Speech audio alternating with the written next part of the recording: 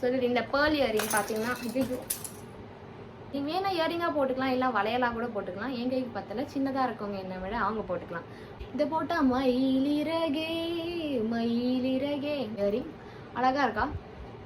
கேவலமாக இருக்குன்னு எனக்கே தெரியும், அதனால தான் இது போட்டதே கிடையாது. ஏ ஜிம்கி டூடும் டூடும் டூன் இந்த மாதிரி பாட்டுக்கு மட்டும் தான் போட முடியும், தினம் ரெகுலர் லைஃப்க்கு போடவே முடியாது.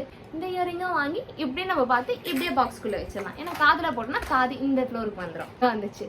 ஃபர்ஸ்ட் ஃப்ளோர் வெளியே இருக்கேன்னு சொல்லி வாங்கினேன். இது போட்டால் இப்போ எல்லாரும் கலாய்க்கிறாங்க, என்னம்மா கம்பல் தொங்கிருச்சா அப்படின்னு சொல்லிட்டு. அக்கா வந்து எனக்காக விட்டு கொடுத்தாங்க, இது ஒரு இயரிங் தான் வந்துச்சு. தெரியல, ஏன்னா எல்லா ட்ரெஸ்ஸுமே இந்த மாதிரி இருக்கு. இதுக்கெல்லாம் இவ்வளோ பெருசு நான் தினம் போட்டு போனோன்னா என் காது வந்து இந்த ஃப்ளோருக்கு வந்துடும். ஸோ தட் ஆல்ரெடி வந்துருச்சு.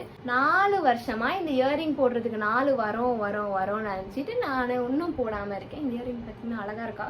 வரல, இது பாட்டா அப்படியே பூட்டு மாதிரி இருக்குல்ல, அழகா இருக்கேன்னு சொல்லி இதை வாங்கினேன். அப்படியே சங்கிலி மாதிரி பூட்டு